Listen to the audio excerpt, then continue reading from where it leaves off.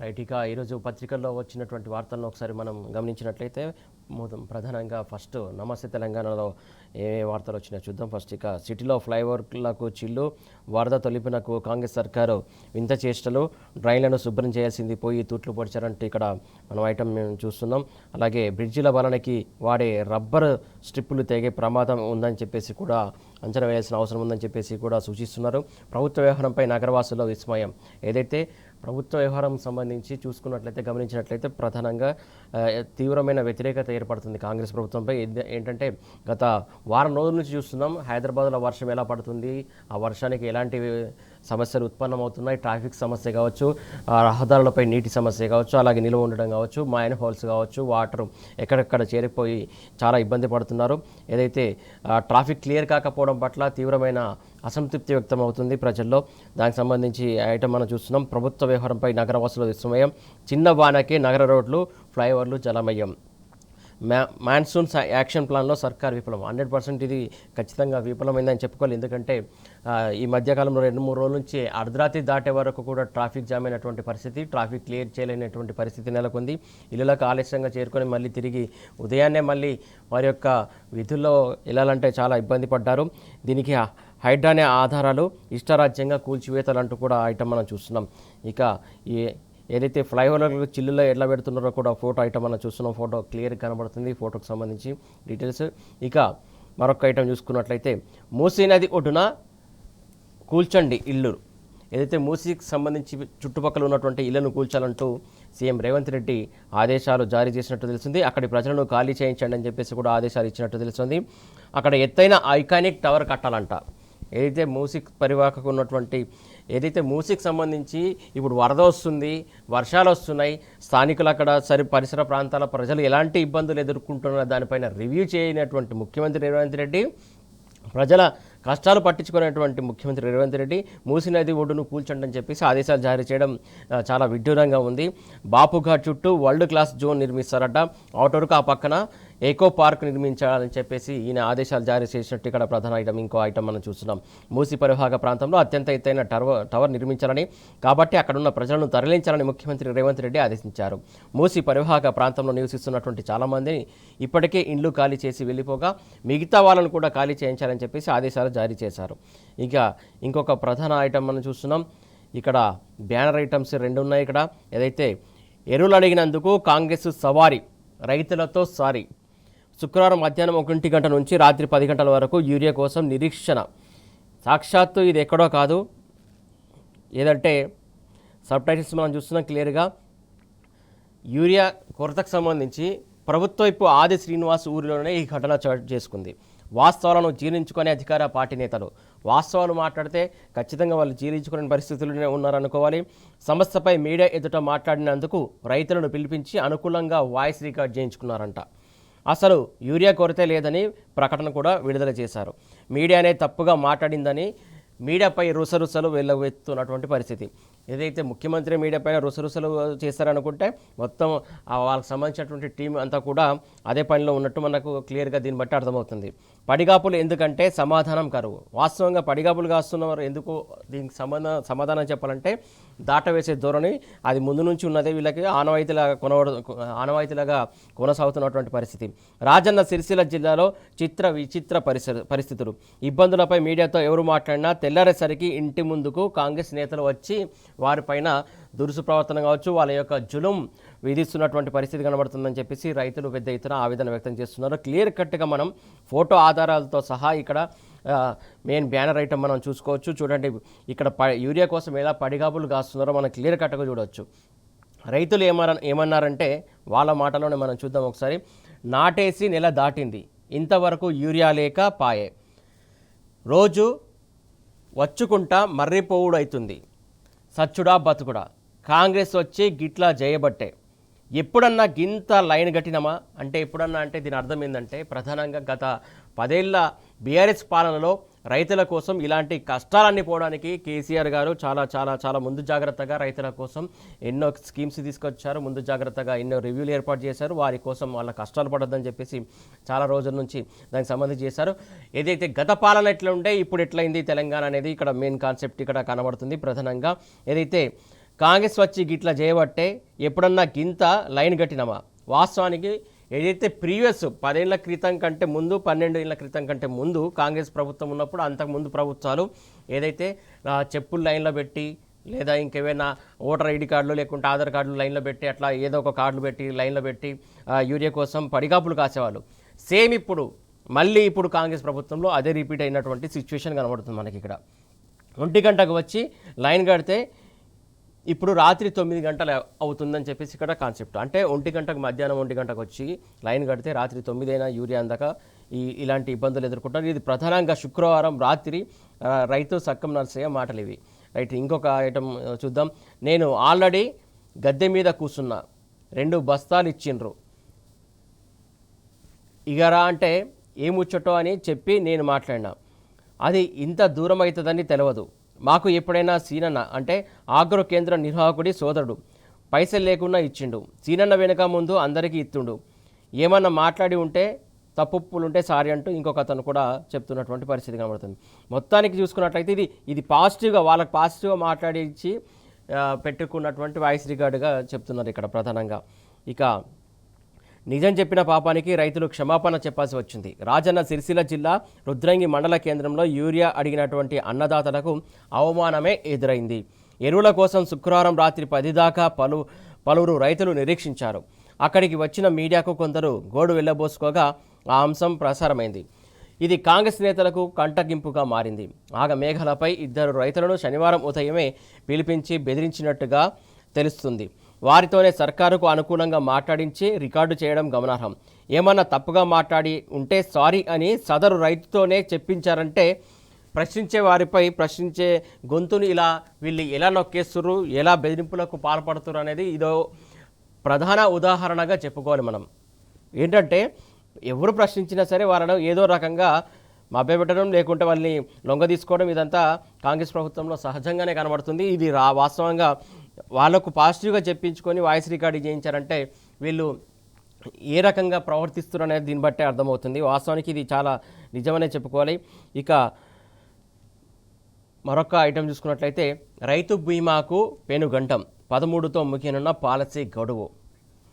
Right, ఈ అంశం మనం చూసే ముందు దీనికి సంబంధించి ఇంకా క్లియర్గా లోతుగా చూద్దాం. ఈ ఐటెం సంబంధించి చాలా విషయాలు మాట్లాడే ఈ ఐటెం చాలా ఇంపార్టెంట్, రైతులకు సంబంధించిన ఐటెం. అది కూడా ఈ ఐటెం రైతు బీమాకు సంబంధించి పెనుగండం అని ఇంకో ఐటెం బ్యానర్ ఐటెం రాశారు. ఇది ప్రధానంగా చాలా ఇంపార్టెంట్. నేను ఎందుకు చెప్పాను ఒక మాట చెప్తాను. ప్రధానంగా ఏదైతే 13తో ముగినున్న పాలసీ గడువు అంటే ఏ పాలసీ అయినా సంబంధించినటువంటి రివ్యూ ఏర్పాటు చేయట్లేదు, రెన్యువల్కి సంబంధించి కూడా ఆలోచించట్లేదు. వాళ్ళు మొత్తానికి ఇక్కడ చేస్తున్నటువంటి పరిస్థితి ఏంటంటే అసలు అనాలోచిత నిర్ణయాలు అనుకోవాలి ఏమనుకోవాలో తెలియదు. ఇవి రెన్యువల్ చేస్తే తప్ప వాళ్ళ బీమాలు రెన్యువల్ కావు, వర్తించవు, చాలా ఇబ్బందులు తలెత్తే అవకాశం ఉంది. రైతులకు సంబంధించి ప్రధానంగా ఇక్కడ ఒకటి గుర్తుపెట్టుకోవాలి. ఏదైతే బీమాకు సంబంధించి గత ప్రభుత్వం బీఆర్ఎస్ ప్రభుత్వంలో కేసీఆర్ గారు చేసినటువంటి ముఖ్యమైనటువంటి విషయం ఏంటంటే రైతుకు ఖచ్చితంగా ఎవరైతే చనిపోయినాక బీమా వర్తించాలి, ఖచ్చితంగా వాళ్ళకు 1-2 రోజుల్లోనే వారికి అవసరాలకు ఉపయోగపడాలి ఆ డబ్బులు అని చెప్పేసి ఎంతో ముందు జాగ్రత్తగా ఈ బీమాను ఏర్పాటు చేశారు. ఎప్పటికప్పుడు రెన్యువల్ చేసి ఎప్పటికప్పుడు వాళ్ళకు అండగా ఉండారు గత బీఆర్ఎస్ ప్రభుత్వం అని చెప్పేసి ఇది ప్రధాన అంశం. దానికి సంబంధించి ఏదైతే కేసీఆర్ హయాంలో జరిగినటువంటి పథకాలు కావచ్చు, ఆ అభివృద్ధికి సంబంధించినటువంటి చెప్పనీయకుండా వాటిని తొక్కిపెట్టే క్రమం కనబడుతుంది కాంగ్రెస్ ప్రభుత్వంలో అనడానికి ఇది కూడా ఒక ఉదాహరణగా చెప్పుకోవచ్చు. ప్రధానంగా దానికి సంబంధించినటువంటి స్కీమ్లను పక్కన పెట్టే ప్రయత్నం కాంగ్రెస్ ప్రభుత్వం చేస్తుంది అనడానికి ఇది చాలా ఇంపార్టెంట్ ఉదాహరణ అని కూడా చెప్పుకోవచ్చు. ప్రధానంగా ఏదైతే ఆ బీమాను రెన్యువల్ చేయకపోతే వాళ్ళకు బీమా వర్తించదు. వాళ్ళకి సంబంధించినటువంటి ఎవరైనా చనిపోతే వాళ్ళకి సంబంధించినటువంటి అమౌంట్ కూడా రాని పరిస్థితి కనబడుతుంది. మొత్తానికి కాంగ్రెస్ ప్రభుత్వం ఇలాంటి కక్షపూరితమైనటువంటి నిర్ణయాలు తీసుకుంటుందని చెప్పేసి చాలామంది ఆరోపిస్తున్నారు. ఇప్పటివరకు సిద్ధం కానీ కొత్త జాబితా ఇంకా దరఖాస్తులు తీసుకుని సర్కారు 3 రోజుల్లో పూర్తి చేయాలని ఆదేశాలు. లబోదీపం అంటున్న వ్యవసాయ అధికారులు. చిన్న తప్పులున్నా పరిహారం చెల్లింపునకు సస్యమీర అంటున్న జీవిత బీమా సంస్థ. వాస్తవంగా జీవిత బీమా సంస్థ కూడా దీనికి సంబంధించి ఖచ్చితంగా ఆలోచించాల్సిన అవసరం ఉంది. చిన్న తప్పులు పట్టించుకోవాల్సిన అవసరం ఉందో లేదో కూడా వాళ్ళు కూడా పునరాలోచించుకోవాల్సిన అవసరం ఉంది. ఎందుకంటే జూన్ 5లోపు పాస్ పుస్తకాలు వచ్చిన వారికి ఇస్తామంటూ ఒక డెడ్లైన్ కూడా పెట్టినట్టు తెలుస్తుంది. దానికి సంబంధించి ఐటమ్ మనం చూస్తున్నాం. నిధులకు కట్టకట్టే 1500 కోట్లు అవసరం అని చెప్పేసి చెప్తున్నారు. ఇక పరిహారం కోసం పడిగాపులు, రైతు బీమా కోసం తప్పని ఎదురుచూపులు. వికారాబాద్ జిల్లాలో దాదాపు 200 మంది రైతు కుటుంబాలకు అందాల్సినటువంటి బీమా సాయం అధికారుల చుట్టూ తిరుగుతున్న బాధితులు బీఆర్ఎస్ సహాయంలో వారం రోజుల్లోనే జమ అయ్యాయి. చూసారు ఇక్కడ ఐటమ్ చూసారా, బీఆర్ఎస్ ప్రభుత్వం హయాంలో వారం రోజుల పాటు బీమాకు సంబంధించినటువంటి డబ్బులు జమ అయ్యాయని చెప్పేసి క్లియర్ కట్గా చెప్తున్నారు. ఇదే కాంగ్రెస్ ప్రభుత్వంలో ఈ పథకాన్ని ఇంకా రెన్యువల్ చేయాలని పరిస్థితి. ఆ పథకం సంబంధించినటువంటి రివ్యూ ఏర్పాటు చేయలేదు, రెన్యువల్ చేద్దామనే ఆలోచన లేదు. వీళ్ళు పరిపాలన ఎలా ఉందో దీన్ని బట్టే అర్థం చేసుకోవచ్చు. ఏదైనా కారణంతో రైతు చనిపోతే ఆ కుటుంబం రోడ్డున పడకుండా కేసీఆర్ అమలు చేసినటువంటి రైతు బీమా కాంగ్రెస్ పాలనలో నిర్వీర్యమవుతున్నది. ఇంటి పెద్దను కోల్పోయి పుట్టెడు దుఃఖంలో ఉన్న కుటుంబాలు సాయం కోసం నిరీక్షించాల్సి వస్తుంది. వాస్తవంగా ఇంటి పెద్ద పోతే ఎలా ఉంటుందనేది మనం ఊహించలేం. ఆ పరిస్థితి ఎలా ఉంటుందనేది అనుభవిస్తే కానీ అర్థం కాని పరిస్థితి కనబడుతుంది. ఎందుకంటే ఆ ఎమర్జెన్సీ టైం ఉంటుంది ఆ ఇంట్లో ఖచ్చితంగా. దానికి సాయం కోసమే కేసీఆర్ ప్రభుత్వం అప్పుడు ముందు జాగ్రత్తగా ఆలోచించి ఈ బీమా ఏర్పాటు చేశారు. రైతులు వాళ్ళు పండించే పంట తర్వాత అది అమ్మిన తర్వాత వాళ్ళకి వస్తే డబ్బులు తప్ప రావు. మీ ఎమర్జెన్సీ టైంలో ఎవరు ఆదుకోలేనటువంటి పరిస్థితి కనబడుతుంది. దానికోసమే అనారోగ్యంతో కావచ్చు, ఇంకే కారణాలతోటి కావచ్చు మరణిస్తే ఆ బీమా వర్తించాలనే ఉద్దేశంతో ఆ బీమా ఏర్పాటు చేశారు. ఆ బీమాను ఇప్పుడు ఈ ప్రభుత్వం రెన్యువల్ చేయలేని పరిస్థితి కనబడుతుంది. నిన్న కూడా చూసాం మనం, ఏది డిగ్గికి సంబంధించి ఏదైతే మిగతా కార్మికులకు సంబంధించి డ్రైవర్లకు సంబంధించి ఆ స్కీమ్ కూడా రెన్యువల్ చేయలేదు. వాళ్ళు కూడా 2-3 చనిపోయి వాళ్ళు కూడా కాళ్ళేరుగాల వాళ్ళు తిరుగుతున్నారు. వాళ్ళకి సంబంధించి కూడా బీమా వర్తించట్లేదు. ఇలాంటి పరిస్థితిలో కాంగ్రెస్ పాలన కొనసాగుతుంది. మొత్తానికి రైతుల అకాల మరణంతో చితికిపోయినటువంటి కుటుంబాలకు ఆర్థికంగా ఆసరాగా నిలిచే రైతు బీమా పథకం అమలుకు గండం ఏర్పడింది. మరో 3 రోజుల్లో ప్రస్తుత పాలసీ గడువు ముగియనున్నది. ప్రభుత్వం ఇప్పటివరకు అర్హులైన రైతుల కొత్త జాబితాను రూపొందించలేదు. సాధారణంగా రైతు బీమా పథకం ప్రతి సంవత్సరం ఆగస్టు 14న మొదలై వచ్చే ఏడాది ఆగస్టు 13 అర్ధరాత్రితో ముగుస్తుంది. ఈ నేపథ్యంలో గత సంవత్సరం రెన్యువల్ చేసినటువంటి పాలసీ ఈ నెల 13తో ముగియనున్నది. ఇప్పటికే వ్యవసాయ శాఖ అర్హులైన పాత రైతులతో పాటు కొత్త రైతుల వివరాలను సేకరించి జాబితాను సిద్ధం చేయాలి. రైతుల సంఖ్య ఆధారంగా పాలసీ చెల్లించేందుకయ్యే ఖర్చు మొత్తానికి ప్రభుత్వానికి సిఫార్సులు పంపించి ఎల్ఐసికి నిధులు విడుదల చేయాల్సి ఉంటుంది. కానీ సర్కారు వ్యవసాయ శాఖ మాత్రం రైతు బీమాపై నిర్లక్ష్యం వహిస్తున్నారనే విమర్శలు వస్తున్నాయి. ఇప్పటికే గత సంవత్సరం పాలసీ నిధులు చెల్లించకుండా రైతు కుటుంబాలను ఇబ్బందులకు గురి చేసినటువంటి సర్కారు ఇప్పుడు మొత్తం చెల్లించలేని పరిస్థితి కనబడుతుంది. దాని కంటిన్యూషన్ సెకండ్ పేజీలో ఐటమ్ ఉంది. ఆ సెకండ్ పేజీలో కూడా చూద్దాం దానికి సంబంధించి డీటెయిల్స్. చూసారా, అయితే రైతు బీమాకు పెనుగండం అంటే ఇక్కడ మనం చూస్తున్నాం. పథకానికి ఎసరు పెట్టే పరిస్థితి తీసుకొచ్చిందనే ఆరోపణలు వస్తున్నాయి. అంటే ఏదైతే డెడ్లైన్ వచ్చే వరకు కూడా రెన్యువల్ చేయకపోతే దాని అర్థం అదే అవుతుంది. ఏదైతే ఆ పథకాన్ని పక్కన పెట్టాలనే ఆలోచన చేస్తున్నట్టే అర్థమవుతుంది. సెలవు రోజుల్లో సర్క్యులర్ వచ్చింది అని చెప్పేసి కూడా చెప్తున్నారు. ఇక మరికొన్ని ఐటమ్స్ మనం చూద్దాం, మరికొన్ని ఐటమ్స్ చూసే ప్రయత్నం చేద్దాం. మిగతా ఐటమ్స్ ఏందైతే ఇక ఆర్టీసీ స్పెషల్ దోపిడీ అనేది మనం చూస్తున్నాం. రాఖీ రద్దీ ఛార్జీల బాధలు, స్పెషల్ బస్సుల పేరిట భారీ వసూలు, టికెట్ ధరలో 50 నుంచి 100% పెంపు, కోటల్లో ప్రత్యేక బస్సుల లాభాలు, ఆడబిడ్డలకు తప్పని ప్రయాణ తిప్పలు. సోమవారం ఇదే పరిస్థితి అమలవుతుందని చెప్పేసి ఇక్కడ ఏదైతే ఆర్టీసీలకు సంబంధించినటువంటి బస్సులో ప్రయాణిస్తున్నటువంటి పబ్లిక్ ఎలా ఇబ్బందులు పడుతారో మనం చూస్తున్నాం. ఏదైతే గత ప్రభుత్వంలో అయితే ముందు జాగ్రత్తగా బస్సులను వేసేది, ఇబ్బందులు తలెత్తకుండా చూసేది. కాకపోతే ఈ ప్రభుత్వం అలా ఆలోచించలేదు. కొన్ని స్పెషల్ బస్సులు ఏర్పాటు చేసినప్పటికీ కూడా అది సరిపడా లేవని చెప్పేసి ప్రయాణికులు ఆరోపిస్తున్నారు. వసతులు సరిగా లేవని చెప్పేసి ఆరోపిస్తున్నటువంటి పరిస్థితి కనబడుతుంది. పత్రికల్లో మరిన్ని వార్తలు మనం పరిశీలిద్దాం. ఇక ప్రధానంగా ఇంకా ఇంకొకటి అటకెక్కినటువంటి ఆయుష్మాన్, ఏదైతే కేంద్రం పెట్టినటువంటి ఆయుష్మాన్ భారత్ సంబంధించినటువంటి స్కీమ్ కూడా అటకెక్కే దిశగా అడుగులు వేస్తున్నట్టు ఇక్కడ మనం ఇంకొక ఐటమ్ మనం చూస్తున్నాం. డౌన్ బ్యానర్లో 1.21 లక్షల కోట్ల మేర పెండింగ్ బకాయిలు, దాదాపు పెద్ద ఎత్తున బకాయిలు ప్రభుత్వం ఉందని చెప్పేసి ఇక్కడ ఐటమ్ మనం చూస్తున్నాం. నిధుల విడుదలలో మోడీ సర్కారు తీవ్ర అలసత్వం, రోగులకు సేవలను నిరాకరిస్తున్న ప్రైవేటు దవాఖానాలు. బీజేపీ పాలిత హర్యానాలో ఇప్పటికే సేవలు బంద్. ఏదైతే బీజేపీ పాలించేటువంటి హర్యానాలో ఇప్పటికే ఈ ఆయుష్మాన్ భారత్ సంబంధించినటువంటి సేవలు కంప్లీట్గా ఆగిపోయినట్లు చూస్తున్నాం. ఏదైతే అంటే మిగతా రాష్ట్రాలలో పరిస్థితి ఇంకెలా ఉంటుందో అర్థం చేసుకోవచ్చు. ఇంకా 16 నుంచి మణిపూర్లో సర్వీసులు నిలిపివేత, మణిపూర్లో కూడా అదే పరిస్థితి కనబడుతుంది. ఇక వైద్యం అందక పేద మధ్యతరగతి రోగుల ఇబ్బందులు. ఎన్నికల ప్రచారానికే స్కీమ్ను వాడుకుంటున్న బీజేపీ వాస్తవానికి ఎన్నికల్లో వాడుకుంటుందని చెప్పేసి అనడానికి ఒక ఉదాహరణ చెప్పుకోవచ్చు. ప్రధానంగా ఏదైతే పదే పదే చెప్పుకుంటారు కేంద్రం వైద్యం పట్ల ఖచ్చితంగా నిలబడి ఉంటుందని అంటే ఈ నిలబడడం అంటే ఏదైతే అటకెక్కించడమా ఏంటనేది అర్థం చేసుకోవాల్సినటువంటి అవసరం. అక్రమాలకు అడ్డగా ఆయుష్మాన్ భారత్ కాగ్ నివేదిక క్లియర్ కట్ ఇక్కడ చెప్పినట్టు చూపిస్తుంది. కాగ్ నివేదిక ఇచ్చింది ఏదైతే అక్రమాలకు అడ్డగా ఆయుష్మాన్ భారత్ అంటే ఇందులో అక్రమాలు జరిగాయి అని చెప్పేసి కాగ్ నివేదిక వెల్లడిస్తుంది. కాగ్ నివేదిక వెల్లడించిందంటే ఇందులో ఎన్ని అక్రమాలు జరిగి ఉంటాయో ఆలోచించుకోవాల్సినటువంటి అవసరం కనబడుతుంది. ఆయుష్మాన్ భారత్ PMJAY ఆరోగ్య పథకం కింద లక్షలాది పేద మధ్యతరగతి ప్రజలకు ఉచితంగా ఆరోగ్య సేవలను అందిస్తున్నామంటూ ప్రధాని నరేంద్ర మోడీ నేతృత్వంలోని ఎన్డీఏ ప్రభుత్వం ఊదరగొడుతోంది. దేశంలో ఎక్కడ ఎన్నికలు జరిగినా ఈ మాటలనే వల్లే వేస్తున్నది. అయితే మోడీ ప్రభుత్వం చేస్తున్నటువంటి ఈ ప్రచారం అంతా ఉత్తదేనని తేలింది. ఆయుష్మాన్ భారత్ కింద విడుదల కావాల్సినటువంటి నిధులు విడుదల కాక ఇటు హర్యానాలో ఈ సేవలు ఆగిపోయాయి, మణిపూర్లో ఆగిపోయాయి, ఆల్మోస్ట్ చాలా చోట్ల ఆగిపోయినటువంటి పరిస్థితి కనబడుతుంది. మిగతా రాష్ట్రాల పరిస్థితి కూడా అదే కనబడుతుంది. ఏదైతే ఈ పథకం ప్రారంభించింది ఎప్పుడు సెప్టెంబర్ 23, 2018 మొత్తం కార్డులు ఇచ్చింది దాదాపు ఏదైతే ఇక్కడ అంకెతో సహా కనబడుతుంది.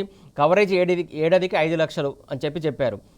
మొత్తం ఇందులో ఎన్ని హాస్పిటల్ చేర్చింది ఈ పథకం కింద అనేది కూడా 31,987 హాస్పిటల్ను దీని కింద చేర్చింది. ఇందులో ప్రైవేట్ హాస్పిటల్ 14,534, ప్రభుత్వ ఆసుపత్రులు మాత్రం 17,453.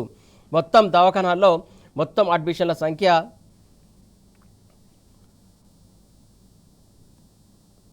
9,56,73,955 ఉన్నట్టు చూపిస్తుంది. ఇక ఈ పథకానికి కావాల్సినటువంటి డబ్బుల బకాయిలు చూస్తే మాత్రం ఇక్కడ ఆశ్చర్యపోవాల్సిందే.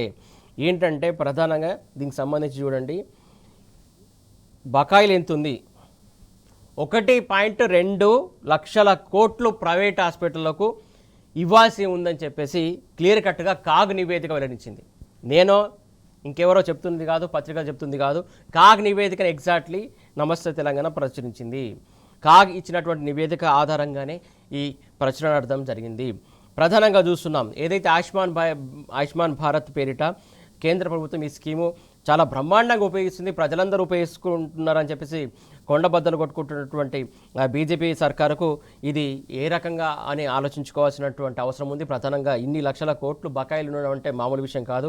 1.21 లక్షల కోట్లు బకాయిలు ఉన్నట్టు కాగ్ నివేదికించింది. అంటే పేదల పట్ల వీళ్ళ యొక్క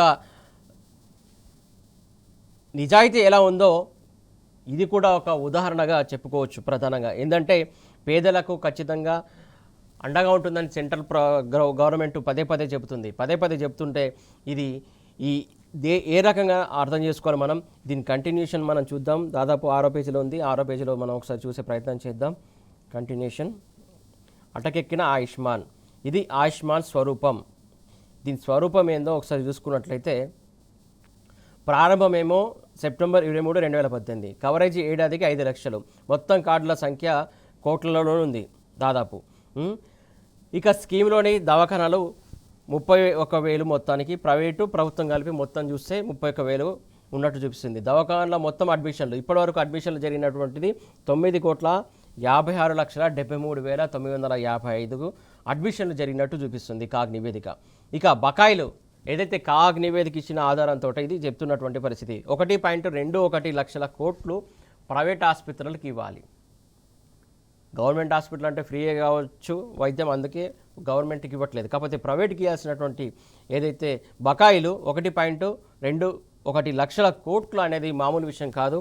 ఇంత బకాయిలు ఉన్నాక వాళ్ళు వైద్య సేవల్ని ఎలా స్వీకరిస్తారు ప్రైవేట్ ఆసుపత్రుల వాళ్ళు ఆలోచించాల్సిన అవసరం ఉంది. ఏదైతే అక్కడ అడ్మిట్ అయినటువంటి పేషెంట్ల పరిస్థితి ఏంది, సకాలంలో వాళ్ళకు వైద్యం అందాలంటే ఈ బకాయిలు చెల్లిస్తేనే వాళ్ళకి వైద్యం అందుతుంది. సో వాళ్ళు బకాయిలు చెల్లించకపోతే వైద్యం నిరాకరిస్తారు. ఈ నేపథ్యంలో పేషెంట్ల పరిస్థితి ఎలా ఉంటుందో ఒకసారి ఆలోచించుకోవాలి. పేదల పట్ల మేము ఖచ్చితంగా నిలబడి ఉండడం అంటే బకాయిలు చెల్లించక వాళ్ళ ఆరోగ్య పరిస్థితులను క్షీణించిన తర్వాత ట్రీట్మెంట్ చేస్తారా, లేకుంటే ఆసుపత్రులకు బిల్లులు చెల్లించక వాళ్ళు నిరాకరించి బయటకు గెంటేసే పరిస్థితి కనబడుతుంది. కాబట్టి వాళ్ళు ఏ రకంగా ఈ కార్డు ఉపయోగించుకోవాలంటే ఎందుకు కార్డు ఇచ్చినంత మాత్రాన సరిపోతుందా, వాళ్ళకి సకాలంలో వైద్యం అందాలంటే మీరు బకాయిలు చెల్లిస్తేనే వాళ్ళు వైద్యానికి సంబంధించి నిరాకరిస్తారు. చాలా రాష్ట్రాల్లో ఇదే పరిస్థితి కనబడుతుంది. హర్యానా చూసాం, ఇంకా మిగతా రాష్ట్రాలు కూడా చూస్తున్నాం. అప్పటికే చనిపోయిన వారికి చికిత్స చేసిన కేసులు చూసారు ఇక్కడ చనిపోయిన వారికి కూడా చికిత్స చేశారంట. కాగ్ నివేదిక ఇస్తుంది. ఇది మామూలు విషయం కాదు. 88,760 మంది చనిపోయిన వారికి చికిత్స చేశారంట. అంటే అక్రమాలు చేయడానికి ఇదొక అడ్డదారి.